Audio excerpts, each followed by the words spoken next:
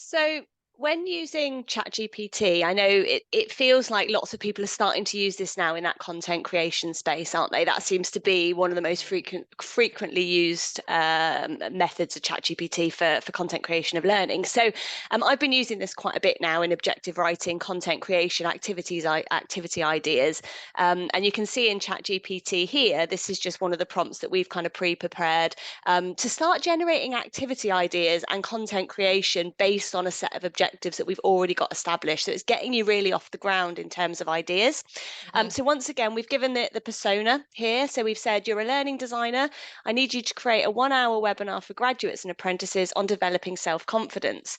Could you please write this webinar using these objectives? And we've listed there a set of objectives that we've already pre-agreed. I actually use ChatGPT to generate those as well, and then refined them. So what we're looking for here now is that 1 hour of content for a webinar aimed at graduates and apprentices working around these objectives. So let's see what comes back. Here we go. So again, it's just playing back what you've asked it to do, which is good. Love it. Bit of an icebreaker.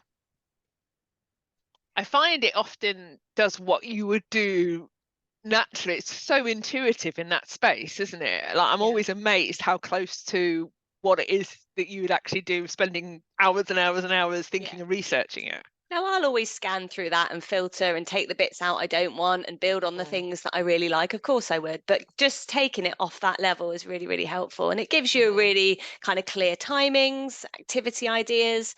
Just to build on this before we wrap up for this short video, it might be worth asking ChatGPT to be a bit more creative with some of the activity ideas and see what happens as well.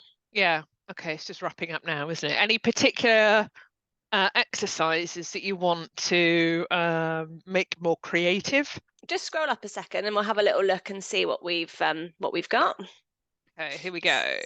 So let's take identifying strengths and weaknesses, guided activity. Participants list personal strengths and areas for improvement. Discuss how to leverage strengths and address weaknesses. So maybe be more creative and come away from discussion using a virtual platform. Let's just see what happens using the tools in the virtual platform. Using the tools in a virtual platform for this part of the webinar. Okay, Hey, let's see what happens. Okay, so we can transform it into a more engaging and memorable experience for participants. A creative approach is here. So self reflect, identify their strengths and areas for development.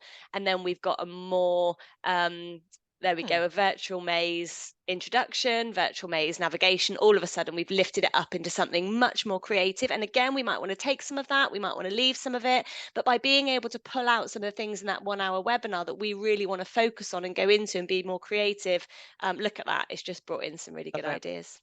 Great Love it. stuff. And look, it's giving you some tips and some tricks at the end as well. So it's not just delivered literally what you've asked it, but it's kind of thought, actually, what else can I give you to make that easier as well? Yeah, That's what I love about ChatGPT. brilliant. Okay, Good. good stuff. Okay. Thank you so much. We'll see you on the next video.